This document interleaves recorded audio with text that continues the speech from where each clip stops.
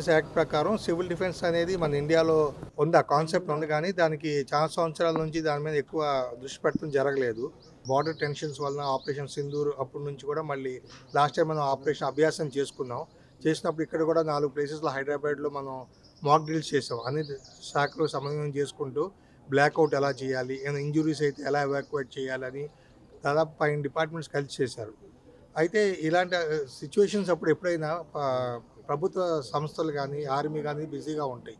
So ఏదైనా ఇప్పుడు air rides జరుగుతుంటే ప్రజల్ని హెచ్చరించడానికి, అలాగే లైట్స్ అన్ని ఆఫ్ చేసి బ్లాక్అవుట్ చేయడానికి, లేదా ఎక్కడైనా అటాక్ జరుగుంటే అక్కడ ఉన్న ఇంజూర్డ్ పర్సన్స్ని ఎవాక్యుయేట్ చేసి దగ్గరుండే హాస్పిటల్స్ తరలించడానికి, ఇలాంటి అన్ని చర్యలు చేయడానికి సమాజంలో సివిల్ డిఫెన్స్ వాలంటీర్స్ అనేది చాలా కీలకం. ప్రతి దేశంలో కూడా ఉంటారు ఇలా సివిల్ డిఫెన్స్ వాలంటీర్స్. అలాగే అంతర్జాతీయ ఒప్పందాలు కూడా ఉన్నాయి. సివిల్ డిఫెన్స్ వాలంటీర్స్ ఇలాంటి హ్యుమానిటేరియన్ వర్క్లో ఉన్నప్పుడు, ఇలాంటి పీపుల్స్ అసిస్ట్ చేసేటప్పుడు వాళ్ళని అటాక్ చేయకూడదు. They cannot be made target Red Cross. So civil defence వాలంటీర్స్ని పెద్ద ఎత్తున మనం ఉంటే ఇలాంటి అడ్వర్స్ సిచ్యువేషన్స్లో ఎక్కువ ప్రజలకు సహాయం చేయడానికి, ప్లస్ లాస్ ఆఫ్ లైఫ్ తగ్గించడానికి, ప్రాపర్టీ లాస్ తగ్గించడానికి, ముందే హెచ్చరికలు ఇవ్వడానికి బాగా పనికొస్తారు అనుకుని ఈ సివిల్ డిఫెన్స్ వాలంటీర్ పోర్టల్ అని కూడా గవర్నమెంట్ ఆఫ్ ఇండియా పెట్టింది. అది కూడా చాలామంది ప్రజలకి అవగాహన లేదు. సో ఎక్కువ మంది అవగాహన చేసి ఎక్కువ మంది వాలంటీర్లు నమోదు చేయనట్టు చేసి వాలంటీర్స్కి మేము ట్రైనింగ్ ఇస్తుంటాం. ఇలాంటి ఇన్సిడెంట్ జరిగినప్పుడు బేసిక్ ఏదో ఫైర్ జరిగింది, ఏదో బాంబింగ్ ఫైర్ జరిగితే ఎలా ఫైర్ ఆర్పాలి, లేదా ఇంజురీస్ అయితే ఫస్ట్ ఎయిడ్ ఎలా చేయాలి, ట్రయేజ్ ఎలా చేయాలి, ఎవాక్యుయేషన్ ఎలా చేయాలి, సిపిఆర్ ఎలా చేయాలి, అలాగే రిసోర్సెస్తో ఏమున్నాయి వాటితో మనం ఎలా రెస్క్యూ ఆపరేషన్స్ చేయాలి, లేదా రెస్క్యూ డిపార్ట్మెంట్స్ ఎలా కోఆర్డినేట్ చేయాలి, ఇవన్నీ మనం హోలిస్టిక్ అప్రోచ్గా ఇచ్చి అన్నీ మనం ట్రైన్ చేస్తున్నాము. ఈ ట్రైనింగ్ ఇవ్వడానికి ఫైర్ సర్వీస్ డిపార్ట్మెంట్ అనేది ఒక మెయిన్ డిపార్ట్మెంటు. దీనికి ఇలాంటి ట్రైన్ చేయడానికి మాకు అంత సామర్థ్యం ఉంది. మా వాళ్ళు కూడా నార్మల్ టైమ్స్ కూడా ఆప్దా మిత్ర వాలంటీర్స్కి వాళ్ళకు కూడా ట్రైనింగ్ ఇస్తున్నాము. దాని ఎక్స్టెన్షన్ భాగంగా మేము వీళ్ళకి సివిల్ డిఫెన్స్ వాలంటీర్స్ ట్రైనింగ్ కూడా మేము రెస్పాన్సిబిలిటీ తీసుకుని మేము ఇస్తున్నాము. సో దేశవ్యాప్తంగా 244 జిల్లాలని సివిల్ డిఫెన్స్ డిస్ట్రిక్ట్స్గా గుర్తించడం జరిగింది. దాంట్లో హైదరాబాద్ ఒక డిస్ట్రిక్ట్.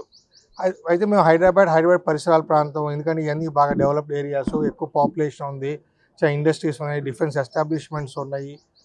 ఇవన్నీ అనుకుని మేము విస్తృతంగా సిటీ మీద అయితే కాన్సన్ట్రేట్ చేసి చేయబోతున్నాం. ఇది ఆప్దా మిత్రాలేమో అన్ని జిల్లాల్లో కూడా చేస్తున్నాం, అక్కడ వరదలు వస్తున్నాయి అని. కానీ సివిల్ డిఫెన్స్ పాయింట్ ఆఫ్ వ్యూలో మా ఫోకస్ అంతా Hyderabad and city and surroundings మీద ఉంటుంది. మేము మొత్తం మా బాగా కాన్సన్ట్రేట్ చేసి ఇక్కడ బాగా సివిల్ డిఫెన్స్ వాలంటీర్స్ ట్రైనింగ్ ఇవ్వడం అనేది మేము లక్ష్యంగా పెట్టుకుందాం. ట్రైనింగ్ ఇస్తాం కూడా. ఆల్రెడీ సిటీ కమిషనరేట్ కింద కూడా సివిల్ డిఫెన్స్ ట్రైనింగ్ ఇన్స్టిట్యూట్ ఉంది ఓల్డ్ సిటీలో. అక్కడ ఎప్పటి నుంచి కూడా జరుగుతుంది, అక్కడ కొంతమంది జరుగుతుంది. కానీ మేము కొంచెం స్కేలప్ చేస్తాం, మేము ఎక్కువ విస్తృతంగా చేయాలని ఈ చర్యలు చేపడుతున్నాం. సార్ ఇంకోటి సమ్మర్ వస్తుంది కదా సార్, ఎటువంటి చర్యలు తీసుకోబోతున్నాం సార్? ప్రతి చోట కూడా పారాగ్రెంట్ వస్తున్నాయి కదా, మరి ఇట్లా సమ్మర్ కోసం అని కాదు, సమ్మర్ కంటే ముందు కూడా మేము round the year awareness programmes చేస్తున్నాం. ఫ్రైడే మాక్ డ్రిల్స్ చేస్తున్నాం, చాలా వందల స్కేల్లో చేస్తున్నాం awareness programmes and mock drills. But summer వచ్చినప్పుడు టెంపరేచర్స్ పెరుగుతాయి, ఛాన్సెస్ ఆఫ్ ఫైర్ యాక్షన్స్ పెరుగుతున్నాయి. సో దానికి పబ్లిక్ కూడా అలాంటి హౌస్ కీపింగ్ బాగా చేయాలి. హౌస్ కీపింగ్ అంటే ఇప్పుడు వాళ్ళు బాగా నెగ్లిజెంట్గా ఉండి కాలే పదార్థాలన్నీ అక్కడ పెట్టుకుని అలా ఉంటే అది ఎక్కువ ఛాన్సెస్ ఉంటాయి. అలాంటివి నివారించాలి, తీసేయాలి. రెండోది కెమికల్స్ కానీ హజార్డస్ ఇలాంటివి కానీ ఎక్కడ రెసిడెన్షియల్ ఏరియాస్లో కానీ కమర్షియల్ ఏరియాస్ మధ్య అక్కడ పెట్టుకోకూడదు, అన్నీ తీసేయాలి. ఇవన్నీ చర్యలు తీసుకోవాలి. అలాగే పాత ఓల్డ్ ఎలక్ట్రికల్ వైరింగ్ ఏమైనా ఉంటే రీప్లేస్ చేసుకోవాలి. కొద్దిగా 20 ఏళ్ళు 30 ఏళ్ళు 40 ఏళ్ళ నుంచి వైరింగ్ అలాగే ఉండి ప్లస్ అది ఓవర్లోడింగ్ అవుతూ ఉన్నప్పుడు ఛాన్సెస్ ఆఫ్ ఫైర్ యాక్సిడెంట్స్ పెరుగుతాయి. Most of the fire accidents electrical origin వల్లనే అవుతుంది. అలాంటి ప్రివెంటివ్ మెజర్స్ తీసుకోవాలని అందరికీ నా తరపున విన్నపం. Please subscribe to the channel and download the Politicos app from the links in the description.